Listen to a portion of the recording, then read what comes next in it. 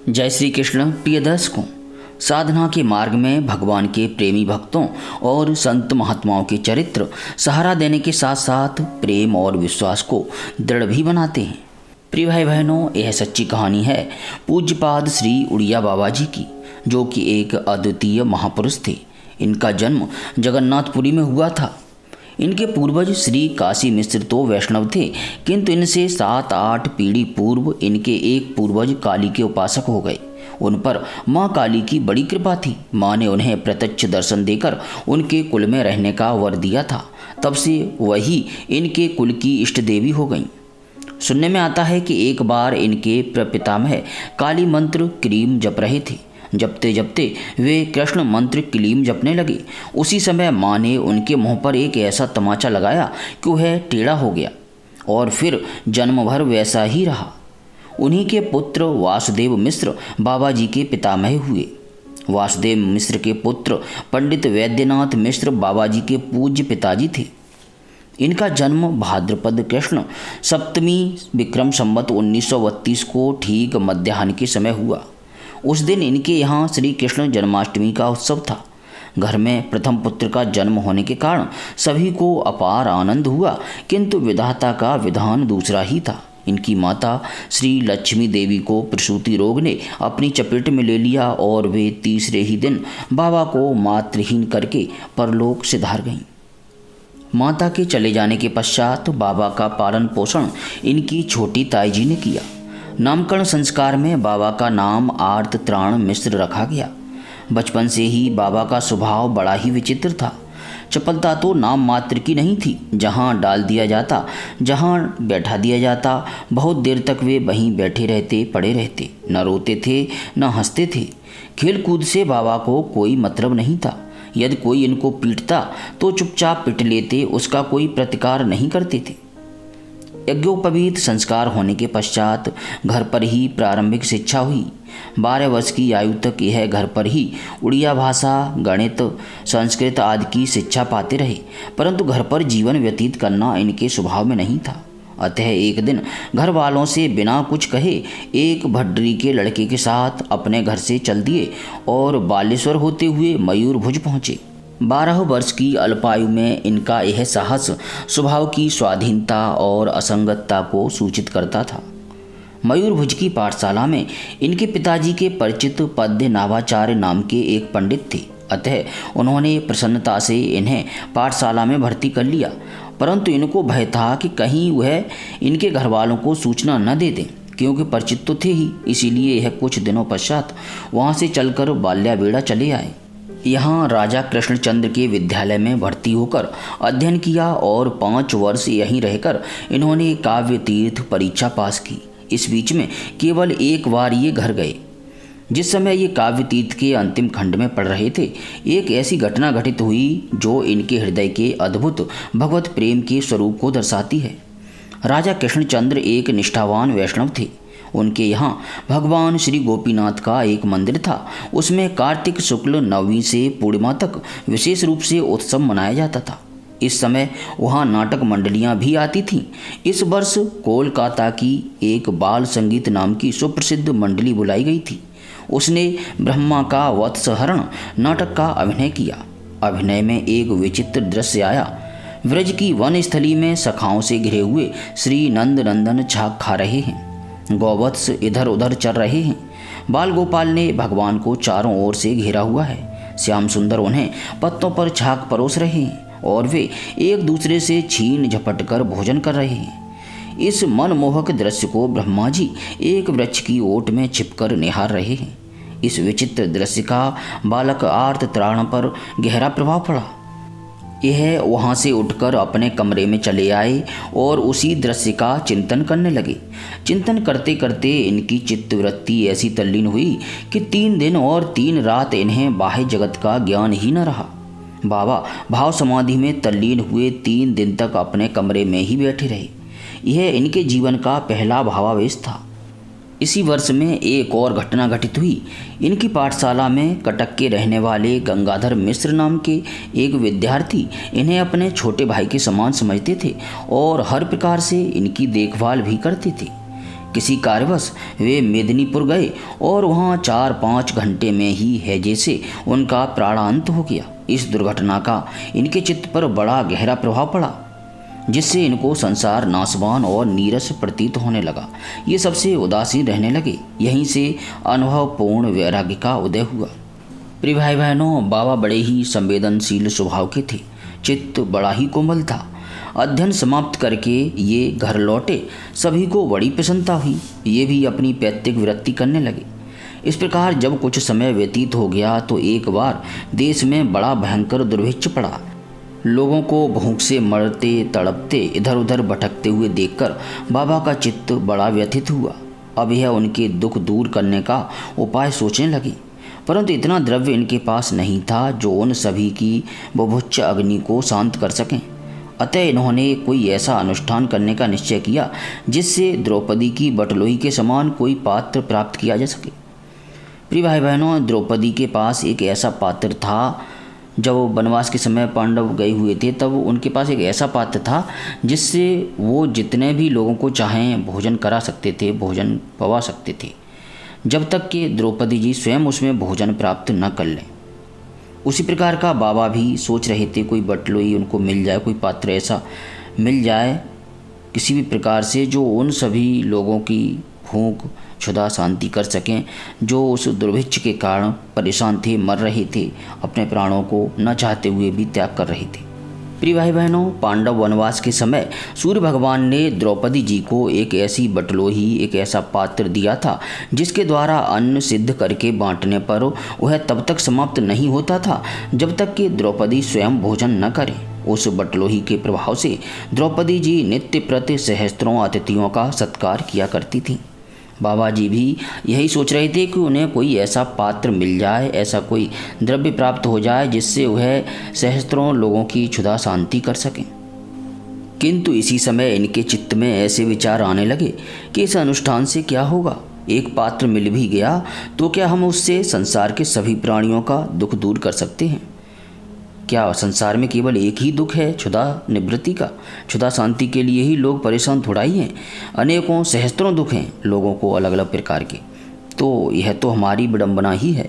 संसार तो ऐसा ही चलता रहता है। हमारे पास से अन्न लेने के लिए भी भला कितने लोग आएंगे, कितने आ पाएंगे? और हम भी क्या सर्वदा जीवित रहेंगे उनकी क्षुधा निवृत्ति के लिए, उनके दुख दूर करने के लिए? इसलिए इस संकल्प को छोड़ना ही अच्छा है।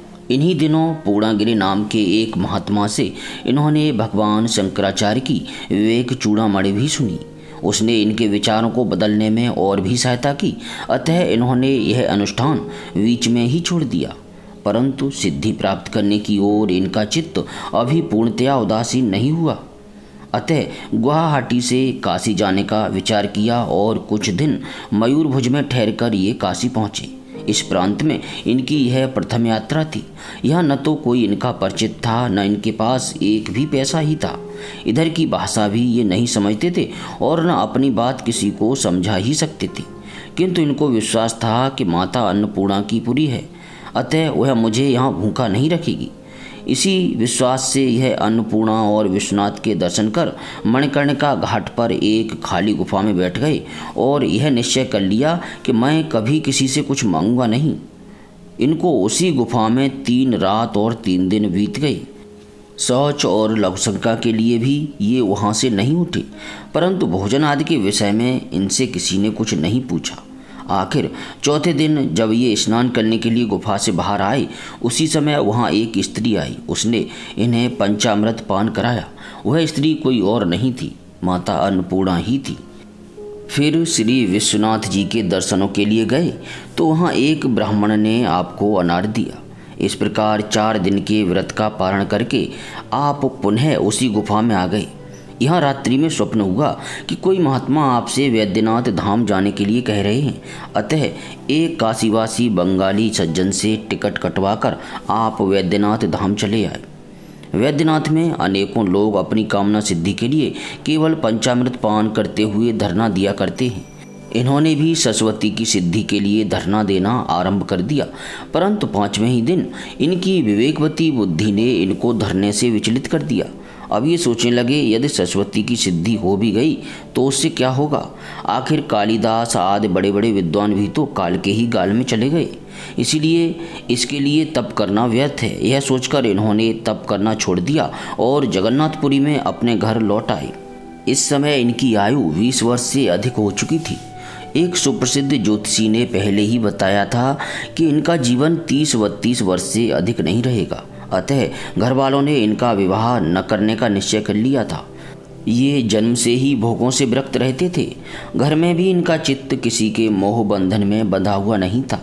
अब तक इनका जीवन निरालंब रहकर ही व्यतीत हुआ था। अतः अब इन्होंने विधिवत नैष्ठिक ब्रह्मचर्य की दीक्षा लेने का निश्चय किया और पुरी धाम में ही श्री गोवर्धन मठाधीश जगतगुरु शंकराचार्य स्वामी श्री मधुसूदन तीर्थ से दीक्षा लेकर ये आर्त त्राण से ब्रह्मचारी वासुदेव स्वरूप हो गए।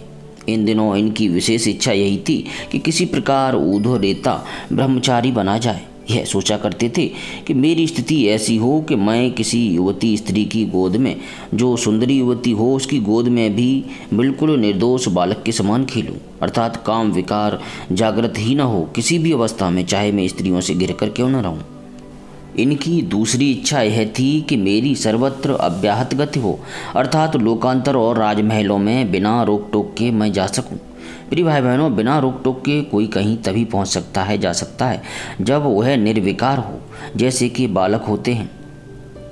इन्हीं दिनों इनको कोई सिद्ध गुरु खोजने की धुन भी सवार हुई। अब इसके लिए ये मठ छोड़कर बंगाल के मेमनसिंह, ढाका, बारिशाल, ग्वालपाड़ा आदि कई जिलों में घूमते रहे, परंतु कहीं भी इनको ऐसे महात्मा न मिले जिन्हें ये आत्मसमर्पण कर देते। अंत में बड़पेटा पहुँचे। यहाँ भगवान कालीकांत अर्थात श्री कृष्ण का एक सुप्रसिद्ध मंदिर है। शहर के पास ही एक शिवालय था। उसके महंत एक ब्रह्मचारी जी थे, जो उस समय बहुत बीमार थे। इन्होंने उनकी खूब सेवा शुश्रूषा की, परंतु 8-10 दिनों में ही उनका शरीर छूट गया। इनकी सेवा से संतुष्ट होकर उन्होंने प्राण परित्याग के पहले ही इनको अपना उत्तराधिकारी नियुक्त कर दिया था।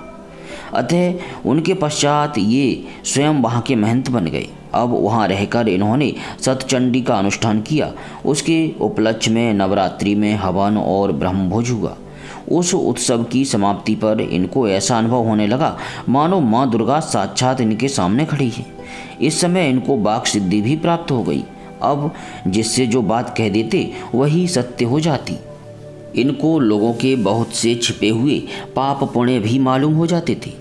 ऐसा चमत्कार देखकर इनके पास बहुत जनता इकट्ठी होने लगी।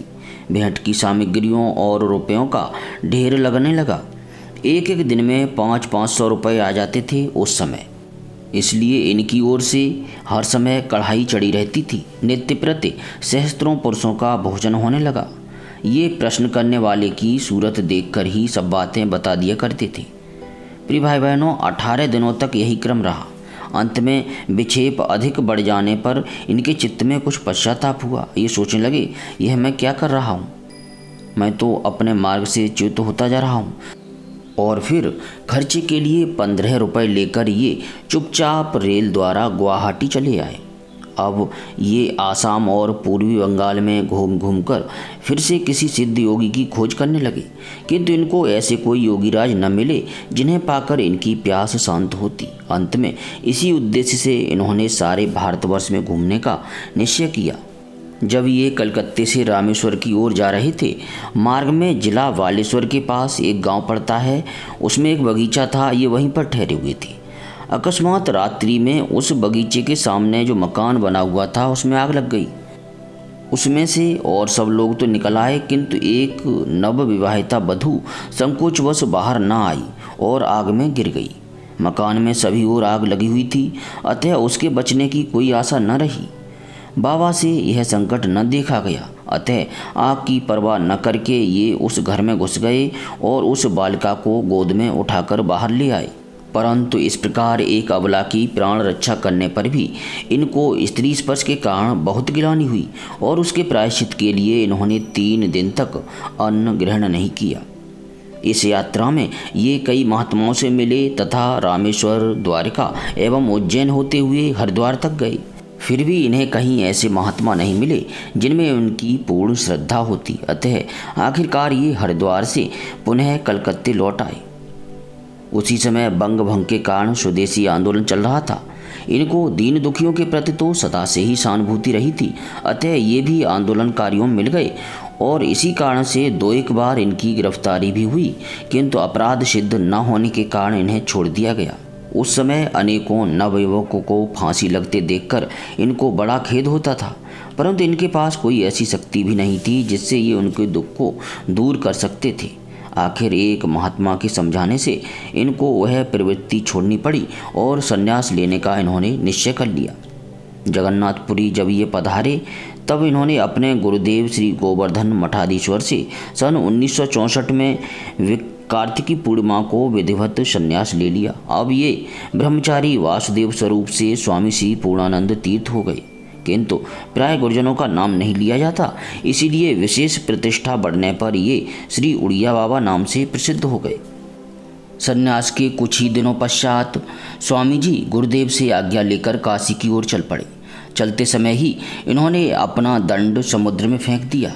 ये रेलगाड़ी से काशी को जा रहे थे, परंतु मार्ग में एक स्थान पर इन्हें गाड़ी बदलनी चाहिए थी, लेकिन इन्हें ऐसा स्मरण नहीं रहा, ध्यान नहीं रहा। अतः काशी का टिकट लिए हुए ये छपरा पहुंच गए।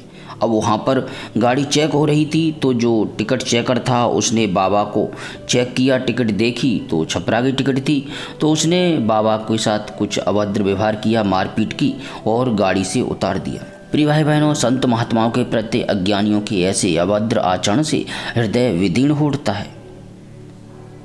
स्वामी जी गाड़ी से उतरकर घाघरा नदी के तट पर आए, वहां स्नान किया और आजीवन किसी भी सवारी में न चढ़ने की प्रतिज्ञा कर ली। तब से अनेकों प्रकार की प्रवृत्तियां होने पर भी इन्होंने बड़ी दक्षता और दृढ़ता से इस नियम का पालन किया। छपरा से कई स्थानों में होते हुए स्वामी जी काशी पहुँचे। बीच में गोमती तट के एक स्थान के जो राजभार स्टेशन के समीप है, वहाँ ये महंत भी हुए, परंतु पूर्व की भांति इस पद को छोड़कर आगे चले। काशी पहुँचने पर इनके चित्त की विचित्र सी अवस्था हो गई। अब ये अपने पास कोई पात्र नहीं रखते थे, केवल कंबल लपेटे जहाँ तहाँ पड़े रहते थे। अभी तक कोई भी सिद्ध योगी न मिलने के कारण इनका कोई नियमित साधन भी प्रारंभ नहीं हुआ था, इसलिए चित्त से बड़ा असंतोष रहता था। चातुर्मास समीप था, अतः एक महात्मा के कहने से ये काशी से 4 कोस पश्चिम की ओर एक गांव में चले गए। वहाँ कुछ महात्मा रहते थे, उनके साथ ही इन्होंने चातुर्मास किया। वहाँ आपस में कुछ वेदांत चर्चा चलती रहती थी। उन संतों के संसर्ग से इनको उपनिषद, ब्रह्मसूत्र, गीता जी और योग वशिष्ठ आदि वेदांत ग्रंथ सुनने का अवसर मिला। इससे इनकी जिज्ञासा अग्नि जागृत हो गई। अब तो इनको कुछ भी अच्छा नहीं लगता था। अहरनिश यही चिंता रहती थी कि किस प्रकार चित्त शांत हो, किस प्रकार परमार्थ सत्य का अनुभव हो और किस प्रकार यह विश्व प्रपंच की पहेली सुलझे। ग्रंथों को देखने से तो कोई बात समझ में आती नहीं थी और दूसरा कोई उपाय दिखता नहीं था। इस प्रकार इस सत्संग ने इनको सिद्धियों और चमत्कारों के चकाचौंध से हटाकर परमार्थ की खोज में लगा दिया। बस चातुर्मास समाप्त होने पर ये वहाँ से गंगा जी के किनारे किनारे पश्चिम की ओर चले। परमार्थ प्राप्ति की उत्कंठा ने इनको बहुत बेचैन कर दिया। कभी कभी तो मील 2 मील चलकर ही दिन भर जंगल में पड़े रहते थे। इस प्रकार धीरे धीरे 5-6 मास में प्रयाग पहुँचे। वहाँ दारागंज के पास एकांत स्थान में एक मंदिर के पीछे छोटी सी कुटी थी। वह स्थान बहुत गंदा था, वहाँ कोई आता जाता नहीं था। अतः एकांत देखकर इन्होंने उसी कुटी में अपना आसन लगा दिया और भीतर से किवाड़ बंद कर लिए। 3 दिन उसी में बंद रहने का निश्चय करके बैठ गए। न कुछ खाया, न शौच, न लवशंका को गए। जब ध्यान आदि में तो उस समय उनकी श्रद्धा नहीं थी। ये कोई देवी आदेश पाने की प्रतीक्षा में थे। ज्येष्ठ मास की भीषण गर्मी थी, फिर भी जिज्ञासा अग्नि के सामने इनको वह कुछ भी नहीं जान पड़ी। किंतु इस प्रकार 3 रात और 3 दिन बंद पड़े रहने पर भी इन्हें कोई अनुभव न हुआ। आखिर निराश होकर ये बाहर निकले। भीतर पड़े पड़े शरीर जकड़ रहा था। कुछ स्वस्थ होने पर वहाँ से आगे बढ़े। प्रिय भाई बहनों, प्रातःस्मरणीय संत श्री उड़िया बाबा जी के जीवन की अनेकों दिव्य घटनाएं जो हमारे हृदय को आनंदित भी करती हैं और आंखों को नम भी बनाती हैं, अगले वीडियोज में प्रस्तुत करेंगे। तब तक किसी प्रकार की त्रुटि के लिए आप सभी से क्षमा चाहते हुए विनम्र विनती करते हैं कि अपने हृदय मंदिर में भगवान की गदा, शंख, चक्र और पद्मधारी शांत चतुर्भुज स्वरूप का स्मरण करते हुए प्रेम से बोलिए हरे कृष्ण कृष्ण कृष्ण हरे हरे, हरे राम राम राम हरे।